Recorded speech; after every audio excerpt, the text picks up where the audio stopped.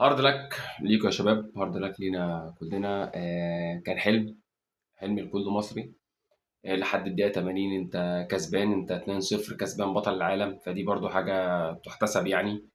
خلاص فاضل 10 دقايق والموضوع ينتهي رسمي. سبب الخسارة ايه؟ هنتكلم على كل حاجة بالتفاصيل، هقول لك حاجات محدش هيقول لك عليها غيري عشان انا هكلمك على أرض الواقع. انت وصلت دور 16، طلعت من بطل العالم، فدي حاجة مش سيئة يعني كتب في التاريخ طبعا. انت تقريبا دي تالت مشاركة ليك وتوصل دور 16، فدي حاجة كويسة جدا يعني. فيعني بسم الله الرحمن الرحيم كده انت محقق انجاز يعني، فما تزعلش يعني، صلي على النبي كده وروق على حالك يعني. اول حاجة هنبدأ بيها هو شكر للعيبة. كل لعيب كان راجل في الملعب، على رأسهم من وجهة نظري مصطفى شوبير، اللي انا شايف ان هو لازم يحترف. يعني بصراحه بسم الله ما شاء الله اداء عالي جدا. بيشيل بلانتي من ميسي ودي حاجه مش سهله بصراحه. ميسي ده مقرف جدا جدا يعني، متعب جدا يعني. فان هو يشيل كوره من ميسي ويشيل كذا كوره من انزو وكذا، فبصراحه يعني كتر خير الراجل، عمل كل حاجه يعني. كان نجم المباراه بالنسبه لنا احنا كمصريين طول البطوله هو كان مصطفى شوبير، وكان معاه ياسر ابراهيم، وكان معاه لعيبه كتير جدا، وفي علامه استفهام على لعيبه زي مرموش. انا مش فاهم بصراحه مرموش ماله دماغه فيها ايه، بس انا الاستنتاج الوحيد اللي استنتجه ان هو مش مستحمل ضغط الكابتن حسام. ما بيستحملش التعنيف، ما بتجيش معاه الحاجات دي سكه يعني. صلى على النبي. هنتكلم بقى في اهم حاجه، احنا عاوزين نبني يعني. احنا وصلنا دول 16، فنبني على اللي احنا وصلنا له. فبالنسبه للعيبه مليون مليار، يعني في انت تريليون شكر كل لاعب، بس احنا وصلنا لحد حته. ازاي بقى احنا نبني عليها في المستقبل؟ أنا دلوقتي عندي دور 16، انا وصلت كاس العالم اللي جاي، عندك افريقيا السنه اللي جايه، عندك حاجات كتير جدا، فانت هتعمل ايه؟ فنبدا بسم الله الرحمن الرحيم، نتكلم ناخدهم حاجه حاجه. بس نبدا باول حاجه واهم حاجه، مدربنا حسام حسن. هتكلم في اول جزئيه طبعا في دعمه لفلسطين، يعني كان بيتكلم في دي جزئيه لا غبار عليها. الراجل ده قال حاجه كلنا نفسنا نقولها، فالجزء ده الراجل بصراحه عمل حاجه ما حدش عملها. ومن وجهه نظري كان في ناس ممكن تعمل كده بس ما بتحبش تعمل كده، زي محمد صلاح. كلامك بكل صراحه، محمد صلاح ما بيطلعش يتكلم في الاعلام عن الموضوع ده خالص يعني. لما بيترفع قدامه علم من الاعلام دي فهو بيداري وشه كده. ولما طلع قال لك من الجانبين، فبالنسبه لي انا محمد صلاح عليه علامات استفهام كبيره، اللي هي حلوه كده، علامه كبيره كده، كبيره قوي يعني. محمد صلاح بالنسبه لي يعني، محمد صلاح اكيد صوته بيوصل اكتر من حسام حسن. فانت كان عندك فرصه ان انت توصل الموضوع ده لملايين الناس، بس انت ما عملتش كده. انا مش عارف بلومك ولا ما بلومكش، بس انا بصراحه زعلان منك طبعا ان انت ما عملتش كده، لان انت في الاول وفي الاخر انت مسلم وعربي، فدي حاجه يعني تدينك يعني. فدي حاجه المفروض انت كنت تعمل كده، ان انت كان صوتك هيكون مسموع اكتر.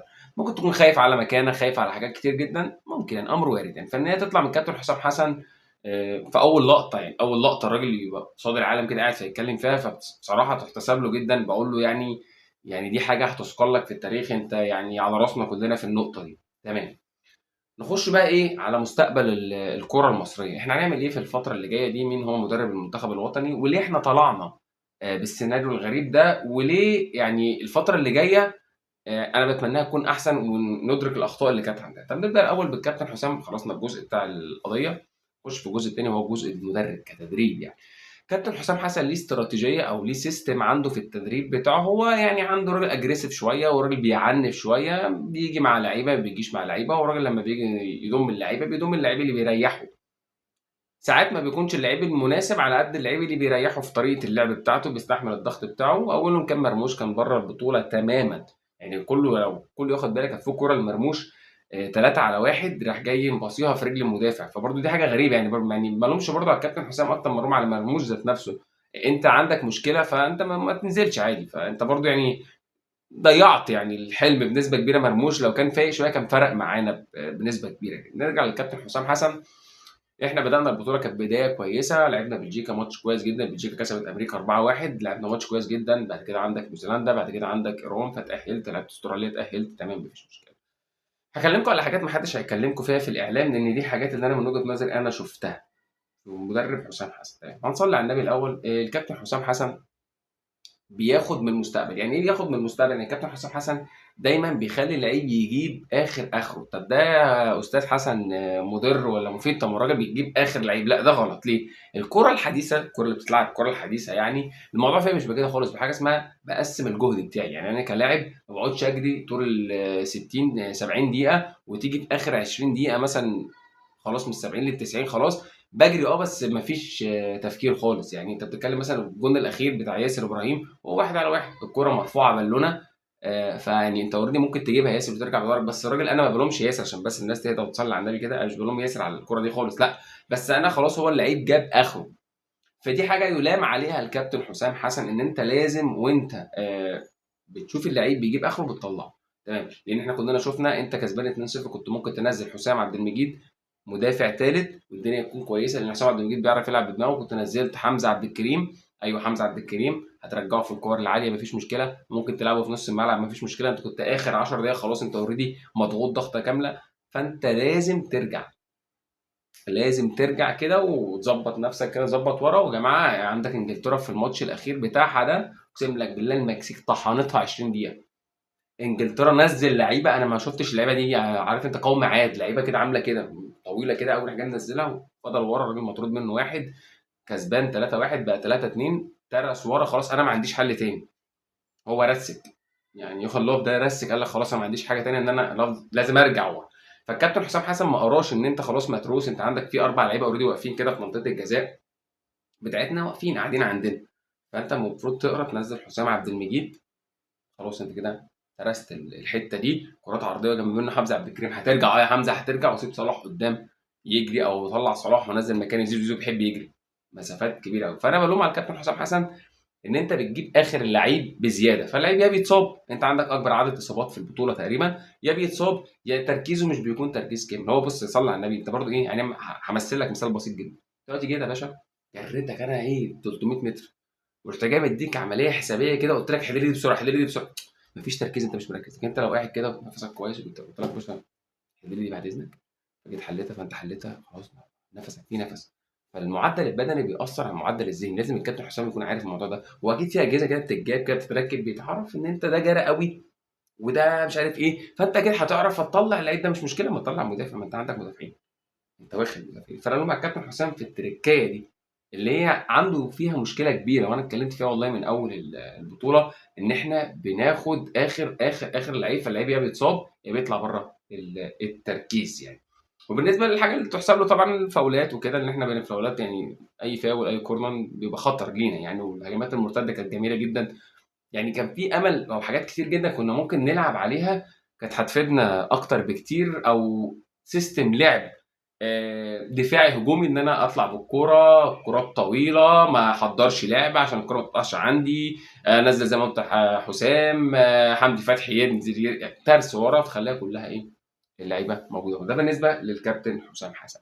بالنسبه للناس بتتكلم بتقول لك التحكيم ظلمنا واحنا في مشكله عندنا في التحكيم ومش عارف ايه وايه اللي حصل وايه اللي جرى والتحكيم. بص اكلمك بمرض الله، هو الاعلام ممكن يكلمك، اكلمك برضه في نقطه الاعلام ممكن يكلمك يسرح بيك، ياخدك كده يقول لك بص يا باشا الكره دي ظلمنا وظلمنا عشان ايه، عشان اللايك والكومنت دلوقتي على الحكم ظلمنا احنا بلاقي شماعه. هل الحكم ظلمني؟ الحكم ظلمنا في كوره واحده. طب انا عشان اكون فريق كبير، فريق كبير بس نصحى الموضوع ده بكلمك، انا عاوز مستقبل، انا عاوز ابني على الدور ال 16 وانا وصلت له. عشان اكون فريق كبير ما اشوفش الحكم اصلا، الحكم مش موجود بالنسبه لي. اتظلمت في كوره، انت اتظلمت فيها اللي هو الجون بتاع زيكو اللي اتلغى ده مش فاول من وجهه نظري، مش فاول يعني. اما بالنسبه للبلانتي انا شايف ان هي مش بلانتي من وجهه نظري برضو. فانت عشان تبني لازم تبني على الصح، لازم تعرف ان الكوره مش كده، مش ان انا اول ما اخسر والحكم السبب. انت لو اتفرجت على ماتش الباراجواي وفرنسا اقسم لك بالله لعيبه الباراجواي الثلاثه يطردوا، ده بيضرب مانشيتا يا باشا بيديله يعني مش عايز اقول جمله عيب، امبابي ده اتنكل بيه، اتضرب ضرب لحد ما اتروق. فانت عشان تكون فريق كبير سيبك من موضوع التحكيم خالص، فالغي موضوع التحكيم، لان الاعلام اللي هيطلع لك بقى دلوقتي خلاص هو شايف النغمات دلوقتي او الناس رايحه منساقه لموضوع ان هو التحكيم ظلمنا واحنا مش عارف ايه والبطوله وبتاع. وانا بلومك كابتن حسام حسن في النقطه دي، لا يا كابتن انسى التحكيم، انت عملت بطوله عالميه، انسى التحكيم خالص، هات كده وراك وابدا شوف انت عايز تعمل ايه، ابدا شوف الاخطاء اللي عندك ايه. والله انا عندي اخطاء ان انا بسيب اللعيبه لحد ما بتموت مره المليون، وده غلط. ليه؟ لان ده هيخليك توصل لحتت كبيره قوي بحس زي كانك بتجري بالظبط، تجري طحن طحن طحن طحن، واحد بيجري جنب منك منظم نفسه بيروح جاي معديك وعامل لك كده باي باي. فدي نقطه مهمه جدا الكابتن حسام حسن لازم يخلي باله منها. انا محتاج دلوقتي اقسم اول حاجه مجهود اللعيب، محتاج برضو اخد لعيبه هستفيد بطريقه اللعب بتاعتي بيها. يعني انا ما بلعبش بمهاجم صريح، اخد مهاجم صريح ليه؟ انا اخد 4 حراس مرمى ليه؟ مع ان متاح ليا لو حارس اتصاب في نص البطوله ببعت له عادي. فانا ليه باخد 4 حراس مرمى؟ الفكره ان في تفاصيل صغيره كده السبب، جنبها تفاصيل تانية، بس انا في تفاصيل عندي انا ممكن احلها، انا عندي مشاكل ممكن احلها. بالنسبه لاعلامنا، اعلامنا هيفضل يطبل دلوقتي من التحكيم ومش التحكيم، واحنا اتظلمنا ومش اتظلمنا، وطلع عين ابونا وهم كانوا عايزين ميسي يروحوا. فسيبك من الكلام ده كله، انت عاوز ايه؟ عاوز الصالح ولا عاوز تسمع شويه كلام كده ملهمش اي لازمه يخلوك زي ما انت واقف؟ يعني يسيبوك زي ما انت بتتكلم. الاعلامنا هو ميزته حاجه واحده بس، اللي هو بيسيبك زي ما انت واقف. اللي هو الفرحه دلوقتي ايه يا جماعه؟ تحكيم، اقتل لي الحكم. طب دلوقتي لا مش التحكيم، دلوقتي مثلا لا كابتن حسام حسن في تغييره، خش لي على كابتن حسام حسن. طب بالنسبه لمرموش هتقول لي خش لي على مرموش، بس هو ما بيعملش غير كده. لكن هو يشاور لك يقول لك انت عندك مشكله في كذا، لا ما بيعملوش كده. وده اللي خلى منتخب شبه منتخب المغرب في حته تانية. الناس دي شافت اخطائها فين وعالجتها، احنا مش بنشوف اخطائنا فين، احنا بنكمل زي ما احنا رايحين يا باشا مكملين، احنا صح وكده ما فيش. لا انت عندك اخطاء، عندك مشاكل او عندك مشاكل. فالاعلام بتاعنا ارجو ان هو يصحح المعلومات، ارجو ان هو يصحح للمدرب ده. والله في استوديو حلو كده اعملوه، قولوا مش عارف ايه اللي حصل وايه. لا مفيش. الاستوديو بتاعنا اول ما نكسب 3 يقول لك هي نخسر، يقول لك اصل مش عارف اصل. طب ما انت شايفها اصلا في المكسب، طب ما تقولها في المكسب يا جماعه. اتمنى ان احنا نشوف عيوبنا اكتر. في اوروبا بتعمل كده والناس بتعمل كده، الناس اللي عندها كوره بتشوف لما تكسب هي اخطأت في ايه، عشان لما تيجي تلعب الماتش اللي بعده تتدارك الخطأ بتاعها. مش لازم اخسر عشان ابقى عارف انا عندي ايه. لا هو الراجل بيشوف في المكسب مش في الخساره.